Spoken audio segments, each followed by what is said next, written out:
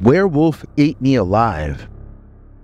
Dear Scary Stories NYC, I used to be a human like you. Well, most of you anyway. But then a werewolf ate me alive. It happened within 300 yards of my own back door, and I live in a nice suburban neighborhood in Wisconsin, about a 20-minute drive from a medium-sized city. I never thought much about werewolves before. I had seen a couple or three Wolfman movies, but he was never my favorite monster.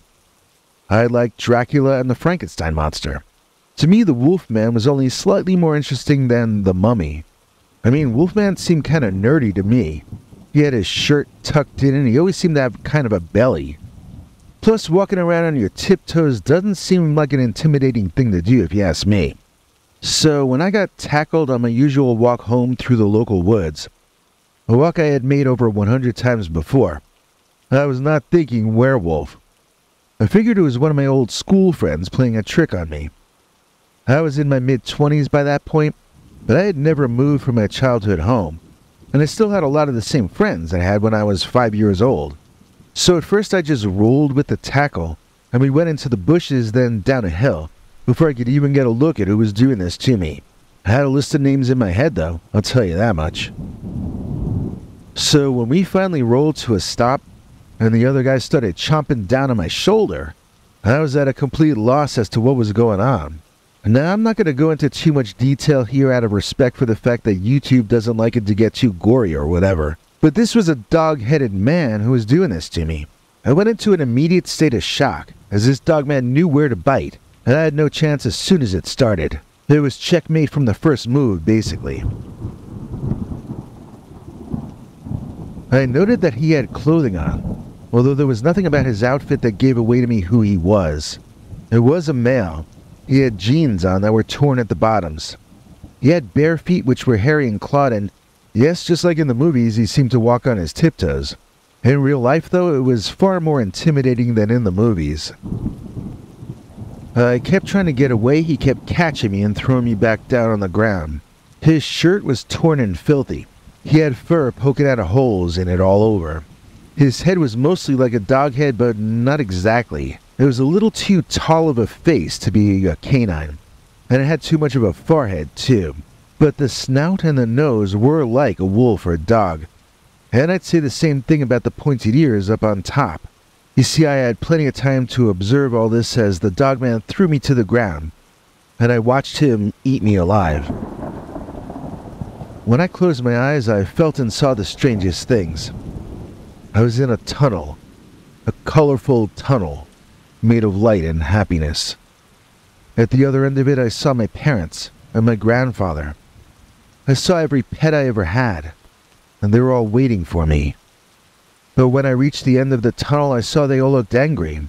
They cursed at me and told me to get away from them in a very rude way. My dogs growled and my cats hissed at me. I saw the door to eternity close. I felt myself being pulled backward, but I don't remember anything more after that. Until I woke up, that is. I woke up in the dirt, in the bushes off the path, just where the werewolf had dragged me. My clothing was all torn and bloody, but somehow, my body was intact again. I couldn't find a single paper cut on myself, let alone evidence of the kind of carnage I could still remember the intense, horrible pain of. I got up and I looked around, and it sure looked like someone had been torn apart right there. It really did. But there was no body, and mine was fully functioning. I walked home expecting to be invisible to people. I felt like I was in one of those Twilight Zone type movies where you're dead, but it feels like you're still alive. But when I saw my sister back at the house, she screamed at the state of me. I was covered in dried blood, and as I said, my clothes were torn up and hanging off me. However, me, myself, I was fine. I had no injuries. When she asked me what happened, I remember looking at her and trying to answer. But words weren't coming out of my mouth for some reason. And then the ground came flying up in my face, and I took a good long nap. So nobody knew what had happened to me. The police had gone through the effort to determine whose blood was all over me, but it was mine. and that only confused everyone further. I told him exactly what I told you, from the werewolf part to the part about being rejected from heaven and sent back. Again, this only made people more confused than before. At least I wasn't going to be up on murder charges since it was my own blood. But since I had no wounds on me, nobody knew how that blood had gotten there. So it was around a year later and we had all moved on past the weirdness of that werewolf attack that didn't happen but had to have happened. I really wasn't even thinking about it anymore when the first transformation happened to me. Yes, it was the full moon, more or less. I started feeling hot, and I went into the bathroom to get some water. Then my body started aching, so I took some aspirin while I was in there. After that followed some of the most intense discomfort I had felt since the werewolf had eaten me alive the year prior. While this wasn't as bad as that, it was fairly terrible. I'm glad to say the transformation was never quite this bad again, although the transformation is never a pleasant thing to have to endure. That first time, though, I didn't know what was happening, and I thought I might be dying in some terrible way. So on top of the pain and the nausea, I was very scared, and that made everything seem far worse than it already was, and it already was pretty bad. I did not grow the wolf hair everyone associates with being a werewolf that first time. So I really didn't put two and two together fully for another month. I mean, I knew it had to have something to do with the werewolf, but I really didn't think I was becoming one myself. Figured I must have caught some disease from the werewolf bite though. I thought that disease was gonna kill me too. My arms mutated, but not fully into anything I would recognize as werewolf-like. My arms did become longer that first time though. It was freaking me out and I was crying. Oh, that's another part of it. I didn't have any sense that this was going to be temporary. I thought I was becoming malformed. I was thinking it was something like acromegaly or acromegalia or however you say it. I thought I was becoming some new kind of thing, and that I was going to stay that way. So I passed out at some point and I woke up on the floor of my bedroom the next morning. I was quite relieved to look in the mirror and see the old me looking back, believe me. Waking up to see that everything was fine again. That was how I knew this had to have something to do with that werewolf that bit me 1 year earlier. So I said it was on the full moon, but again, that was one of the things I didn't notice till the next month, when it happened again, and more fully that time. The second time, when I felt that hot sensation, I moved the tall mirror in my bedroom so it would reflect me where I was sitting on my bed. And then I watched as well as I could in between dealing with excruciating pain, nausea, and just plain uncomfortable feelings, as my body became something else while I was still in it. I wanted to run away, but I was kind of locked into the experience. This time, when my arms lengthened, they also grew a dark kind of hair or fur, differently colored than the hair on my head and beard and chest. It was a darker brown, almost a black kind of fur, and I screamed as I saw it sprouting out of my arms in front of my eyes. It looked like fungus advancing over my body, and you can believe I shouted in panic and fear, not knowing what to do. Everything hurt really badly, but at the same time I was not feeling weak as I had the first time when I passed out. This time I continued to feel stronger and stronger, the longer this bizarre experience stretched on. In the mirror, I saw my face becoming elongated, like some kind of an anteater man. My vanity was getting punched in the stomach as I watched, seeing myself become uglier and uglier. I have to admit it was fascinating though. I almost felt like I was watching it happen to someone other than me. I think maybe the teeth, the fangs, came with the snout because I don't remember seeing or feeling them coming out of my gums. But I remember how strange it felt for my face to stretch out into a wolf face like that. A lot of it makes no sense to me. My hearing seems to start to improve before my ears relocate to the top of my head like a dog. But how can that happen? It feels like my skull itself reshapes. But how can that be unless my brain inside the skull does the same thing? The only answer I can think of is that we humans completely don't understand biology. We just don't. Because we think that what I'm living through is impossible, and yet I'm living through it. So that means biology is something other than what we think it is. Or it means that reality is not so definite as we think. It means we've got something wrong. But don't ask me what, I'm not a mathematician. So I remembered a lot of the transformation the next day, but I have to say I did not remember 95% of what happened next. I never did. For the 20-something years I had to deal with the werewolf on full moons. I am an amnesiac werewolf. I don't remember what happens when I'm the other guy.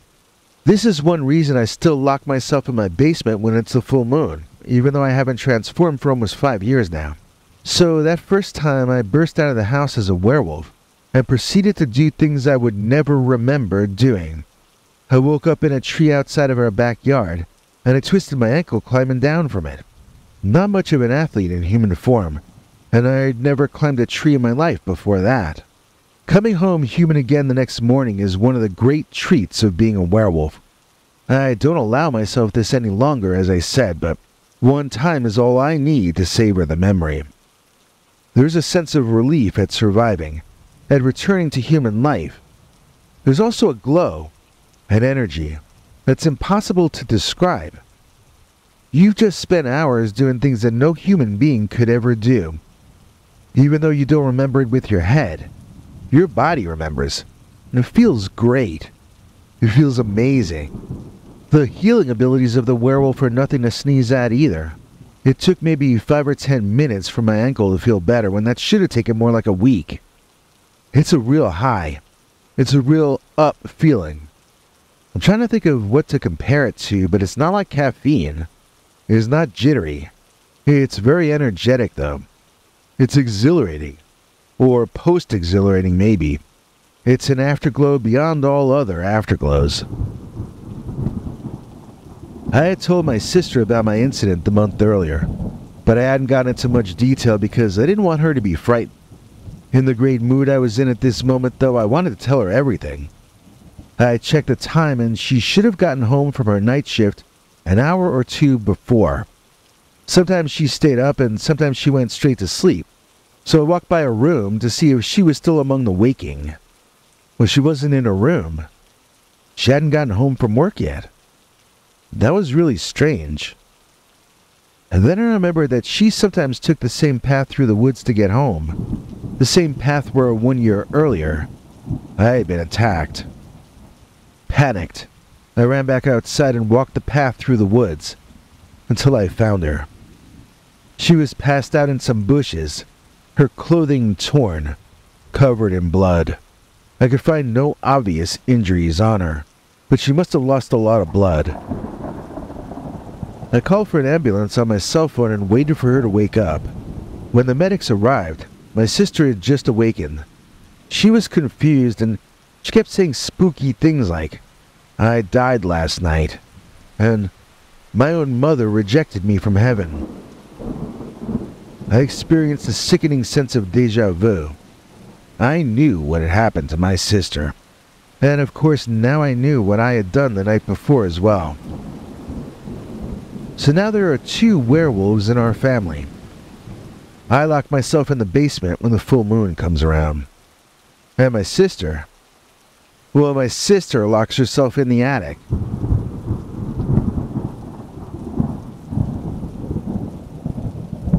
Werewolf stole my girlfriend. Dear Scary Stories NYC. It was no secret that Melba and I were having troubles in our relationship. She could barely contain her contempt for me in front of our mutual friends, and it was clear things weren't going to last forever for us. But the complete jerk who intruded on our privacy to insert himself and ruin things faster remains my enemy to this day. I will never forgive him, and I will never stop loathing him. I don't care how dangerous he is. I don't even care that he's a werewolf. That's hardly a secret, by the way. He's turned into the werewolf 3 times in front of me. He uses it to intimidate people. If you try to call the cops on him, he just makes you look crazy. He likes to talk on and on about how he has no control over what he does when he's the werewolf. Whoever he was bothered by as a human, it seemed that the werewolf would then coincidentally go and bite. But of course it had nothing to do with him. It was the werewolf, you see. That other guy that he had no control over. That was the guy who stole my girlfriend away from me. Not the nice, sweet, human fellow. So now everyone thinks I'm crazy, that I've lost my mind over that girl. They tell me that there's no such thing as a werewolf, and that I'm going off the deep end. That's not true. It's not like I'm investing in silver bullets or anything, although I admit I'm tempted. Here's what happened. Melba and I were at a restaurant, and as usual, she was picking on me and insulting me. I endured it silently for as long as I could, and then I finally said something back. I don't remember what. Suddenly, this guy was there, butting his nose into our business. "That's no way to speak to a beautiful lady," he says. So I say, well, I'll keep that in mind in case a lady ever sits down at this table. And the next thing I know, the guy is inviting her for a ride in his Maserati Gran Turismo, and she's getting up to leave with him. I had to pay the bill, of course, and then I went home fuming. When I got there, they were both watching TV on my couch. That's my home. I invited her in there.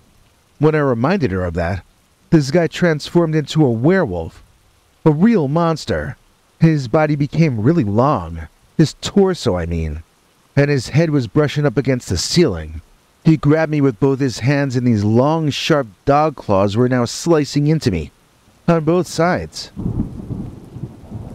The guy growled something at me, and I didn't understand what he was saying. I asked him to repeat it, and the claws dug in deeper. "He's asking you politely to let us stay here instead of you," laughed Melba from the couch. The wolfman squeezed me tighter, and I could hardly breathe. "You can stay," I croaked out, and the monster threw me on my own floor, then returned to human form. "Get out," he told me. "But come back at 6 a.m. with a McDonald's breakfast for both of us." The two of them laughed at me as I left. But the joke was on them. I got a room in a motel and I slept in late. They never got their McDonald's breakfast. I'm not a man who can be ordered around. Not usually, anyway. I just wish I could get the two of them out of my house. This motel has roaches. Now you understand why I hate that guy so much. Because that werewolf stole my girlfriend.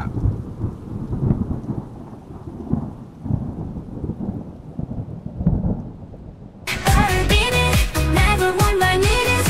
Scary beanie, not just for Halloween. If your head is cold, cover it with this. The sun is bold, the sunshine is bliss. Scary beanie, never want my babies. Scary beanie, not just for Halloween. Put our skull on her skull. Link is in the description. You can search the whole world over. You won't find someone nicer than Stel Cordova. Please join me in thanking today's executive producer, Stel Cordova, for making this episode possible. Stel is a member of our PayPal subscribers club at peterbernard.com, which means she's getting to watch the 5 secret, uncensored, members-only stories we're in the process of dropping this week. Saturday night is number 4 and Sunday night is number 5. Then we return to our once-a-week secret, uncensored stories schedule. Here to explain more is our international TV spokesmongrel, Henry Lee Dogman. Hank? Thanks, Biggie. And thanks to all of you for watching this far. If you liked it, please click like. If you'd like to see more of our work, please subscribe. And also click that bell icon if you'd like to be notified when we put out a new episode. To become an executive producer, you can donate to us through the thanks button under each of our videos or through our paypal.me/PeterBernard209 page.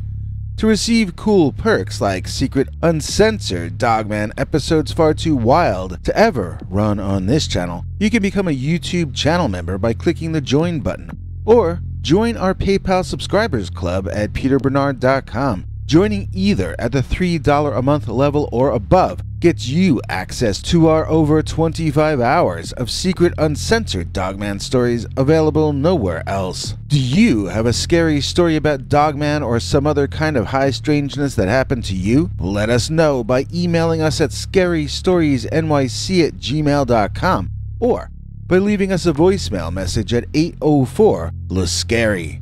You may need to call back on that one. It cuts off after I think 3 minutes. And if you don't want to do any of that stuff, thank you for simply watching to the end. Good night, and have a scary tomorrow.